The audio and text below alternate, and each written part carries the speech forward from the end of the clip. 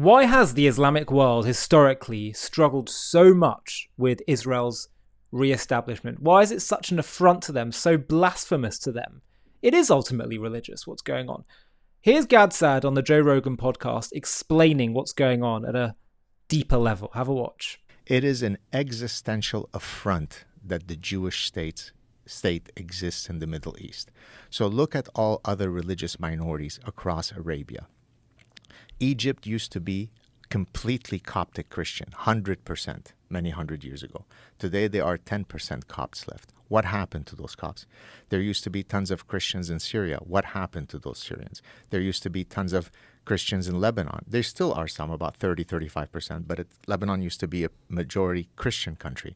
So the goal of Islam, not individual Muslims, right? Again, I don't need to preface by saying there are millions and millions of lovely, kind, peaceful Muslims. Of course there is.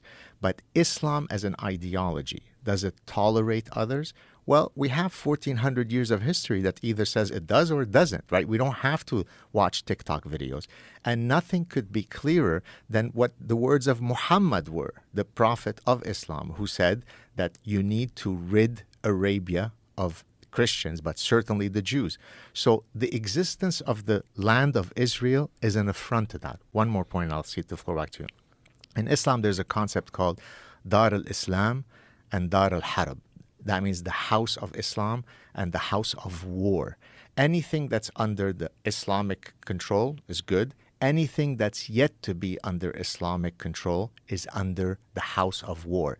Once a territory is under Islamic control and you lose it, you have to get it back. It is your dominion forever. This is why, for example, Andalusia, which was at one point controlled, which is in current Spain, which was controlled by the Moors, an Islamic conquistador, a lot of jihadists will say, inshallah, we have to reconquer Andalusia. It is our land, because once it's under... So Israel existentially cannot exist. So why am I saying all this?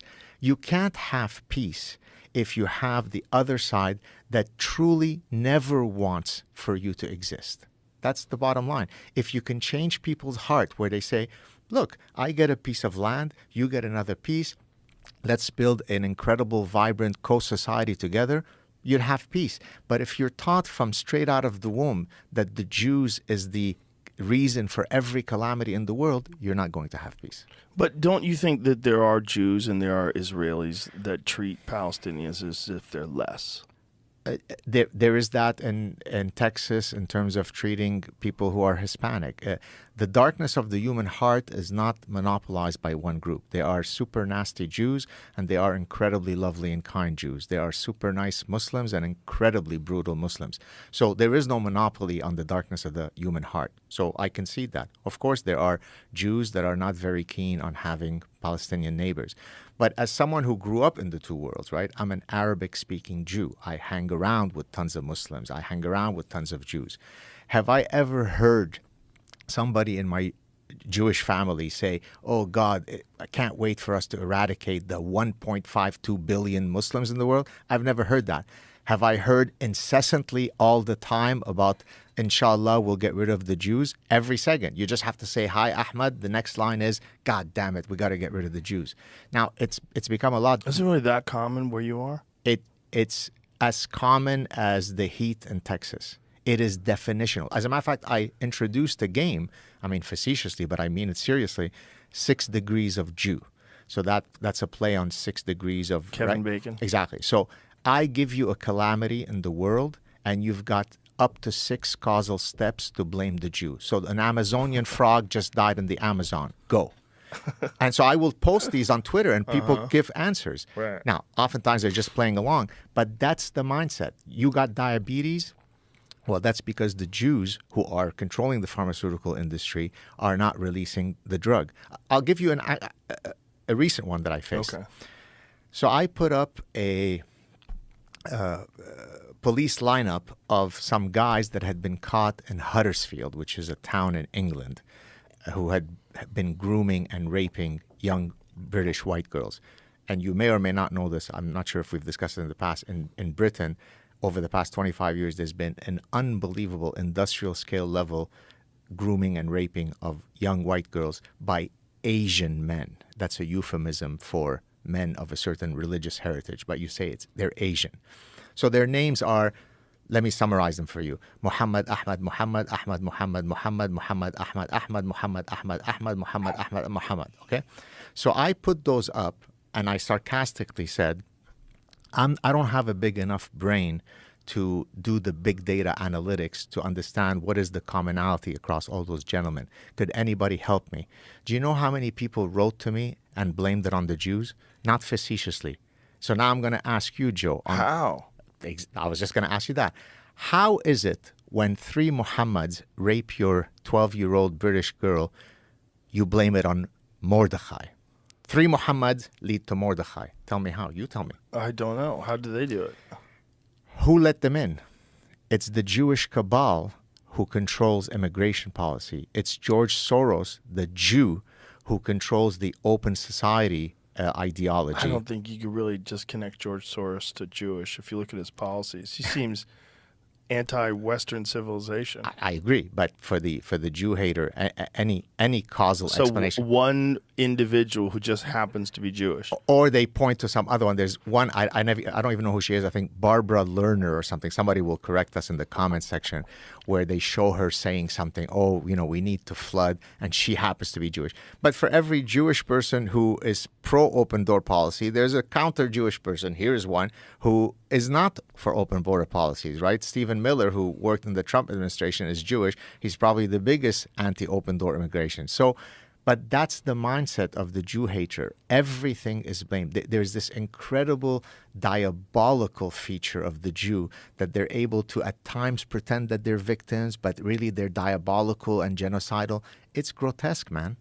It's weird. It's just weird that it became so out in the open. And he explains things so calmly and simply, doesn't he, Gad? And so in such fair terms. One of the things that he touched on at the start is that the Islamic world is why it struggles with Israel so much is because if you have a worldview and a mindset that says Islam is just going to take over the region and the world, and the Jews are forsaken by God, their covenant is over with God, we are the new chosen vessels of God, chosen people to spread the word of the Quran. What does it mean for the Jews who are no longer wandering the earth, no longer exiled, to be returned to their homeland, to re-establish sovereignty there? It totally throws off your whole narrative about Islam dominating the world. The Jews finally returning to their ancient homelands. Well, maybe God never forsook his people. Maybe his covenant still stands. That's why it's so threatening to them. And I also have to say, when Joe and others say things like, well, what about there's hostility towards Palestinians in the Jewish community, just like you have the other way around. As Gad points out, you cannot begin to compare the two. Can there be some very, very small cases of extremism or violence? Yes. But actually, hatred towards the Jews, often exterminationist in nature, utterly baseless, compared to, and I'm not talking about the extremism here, but if you're talking about some built-up, pent-up resentment for having tried for 100 years to live alongside the Arabs who call themselves Palestinians over the last 50, 60 or so years. You've tried for 100 years to make peace with them, or they keep choosing war. The majority of the population, according to recent data, still supports annihilating the Jewish state. Then forgive me for having a bit of resentment towards, a particular culture that's on your doorstep and threatening your very lives and existence and nation's existence and your family's existence. Like, for goodness sake, how can you not see that? And for those that say, yeah, but what about what Israel's done to the Palestinians? That's why they're resentful. If you study the history clearly, you'll see that the cause and effects that the Palestinians tell us is the case, that Israel does something bad and they resist. It's actually the other way around. There didn't need to be any displacement that they lament of the Nakba if they'd have just accepted the idea that, okay, well, there are Jews here, there are Arabs here. There was once a Jewish state here. There never was an Arab one, but the UN says let's create two states here, an Arab and a Jewish one. If they'd have just accepted that, where you didn't even need to have people moving around because Jews could live in the Arab state, Arabs could live in the Jewish state, then there wouldn't be any issues. But they chose not to accept the Jews living there at all. And that's what led to their displacement, because they decided to go to war against the Jews. But the key slam dunk argument is that you say Israel is the cause of the problems. Well, what if there was anti-Semitism, genocidal anti-Semitism in the Middle East, in this very territory, this land, among an Arab and Islamic culture before Israel was even re-established? Well, we created a documentary called Arab Anti-Semitism Before Israel's Re-establishment, which shows you the truth. You can have a watch of the trailer, and if you want to watch it, you can click on the link in the video description. Picture yourself. It's 1834, and you're a Jew living in Tzfat, which is a northern city in Israel, then under the Ottoman Empire. Your family is part of this ancient city's spiritual heart for generations. You study Torah, you trade in the market, and live quietly among your Arab neighbours. But one day, a mob storms your street, shouting, "Kill the Jews!" Your home is looted, your synagogue burned, your loved ones beaten. This isn't about Israel. Israel won't exist for 114 years. This isn't about settlements, the IDF, or the 1948 displacements. This is raw, violent hatred aimed at you for being a Jew. And it's not just in Palestine, it's part of a centuries-old story of anti-Semitism woven into Arab and Islamic history, from the dawn of Islam to the streets of Hebron. The claim that this conflict began with Israel's creation, the Nakba, or modern policies, is a farce, a distortion that collapses under history's magnifying glass. Welcome to JTV+. I'm Ollie Annisfeld, and today we're uncovering a history too often buried, the relentless anti-Semitism among Arabs in Palestine before 1948, rooted in a broader Arab and Muslim hostility that began with Islam's inception in the 7th century.